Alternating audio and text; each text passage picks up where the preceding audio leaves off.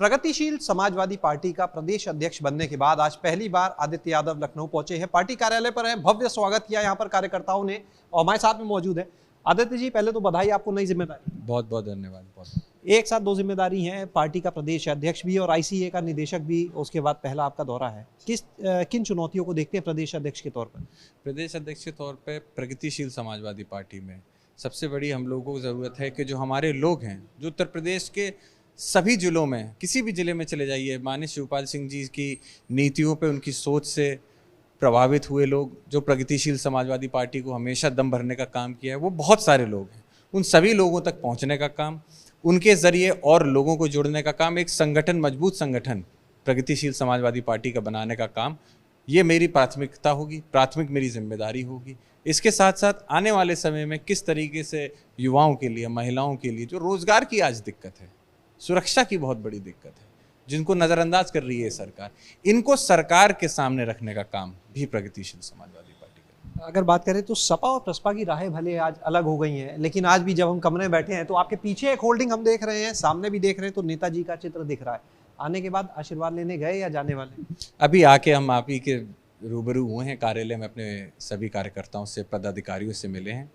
समय लेके निश्चित ही जाएंगे, क्योंकि आप जानते हैं उनका एक शेड्यूल होता है। शाम को जब वो फ्री रहेंगे तो उस समय निश्चित ही जाके उनका आशीर्वाद लेंगे, और आशीर्वाद से ज़्यादा उनसे मार्गदर्शन भी समय समय पर लेते रहेंगे।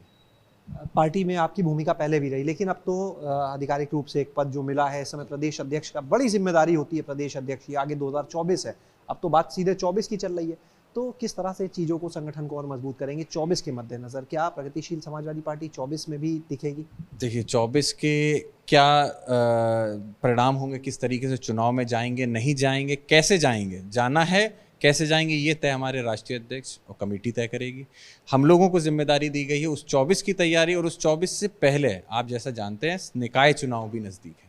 तो हमारा प्रस्ताव है, अभी इसको हमने राष्ट्रीय अध्यक्ष जी के सामने रखा है, पार्टी ने निर्णय नहीं लिया, लेकिन हम लोग का प्रस्ताव है कि आने वाले निकाय चुनाव में भी पूरी ताकत से प्रगतिशील समाजवादी पार्टी इसलिए उतरे क्योंकि उनके अपने ऐसे कार्यकर्ता हैं, ऐसे नेता हैं जो इन निकाय चुनाव में, जो आने वाले चुनाव हैं, इन चुनाव में बहुत अच्छा रिजल्ट ला सकते हैं और अपने समाज, अपने लोगों की बात उठा सकते हैं। तो क्यों ना हम लोग उसमें हिस्सा लें। तो इसीलिए हम लोग इसमें भी हिस्सा लेने का काम करेंगे। कई बार चर्चा बीच में चली, जब चाहे वो राष्ट्रपति का चुनाव रहा हो, चाहे उपराष्ट्रपति का, तो ये एक चर्चा लगातार चली कि प्रसपा जो है उसकी नज़दीकियां भाजपा के साथ हो रही हैं। इन चर्चाओं को कैसे देखें?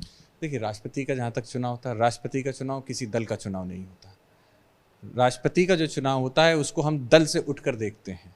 तो उसी तरीके से माननीय शिवपाल सिंह जी ने देखा, और मुझे तो लगता है उन्हें ही नहीं बल्कि पूरे देश में बहुत खुशी होनी चाहिए कि एक ऐसे समाज से आज हमारे देश में राष्ट्रपति बनी है जिनको कभी भी उनकी भागीदारी, उनका हिस्सा नहीं दिया गया। तो आज अगर वो सर्वोच्चतम पद पे हैं, तो ये हमारे देश का ये जो संविधान है, हमारे यहाँ की जो डेमोक्रेसी है, ये कहीं ना कहीं उसकी खूबसूरती दिखलाता है, और मैं इसको समझता हूँ ये एक अच्छा निर्णय था।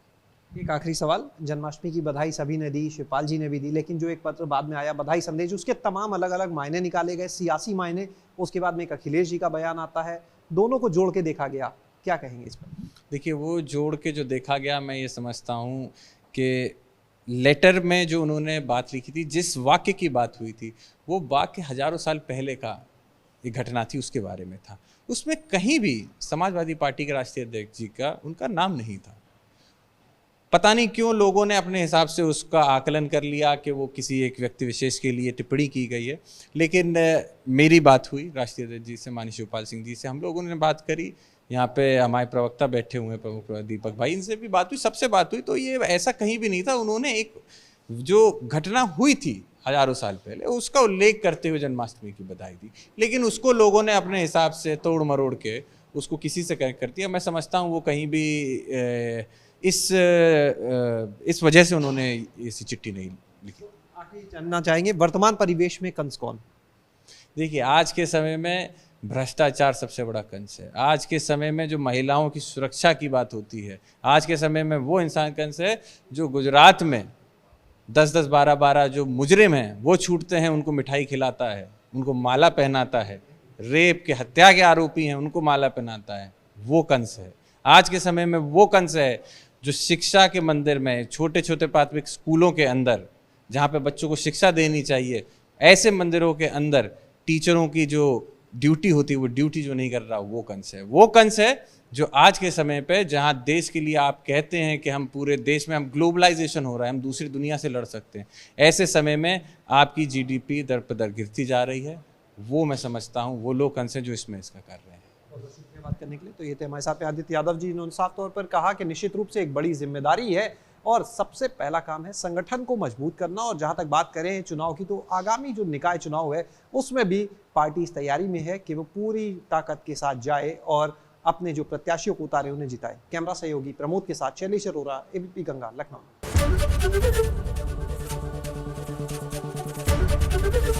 एबीपी गंगा, खबर आपकी, जुबान आपकी।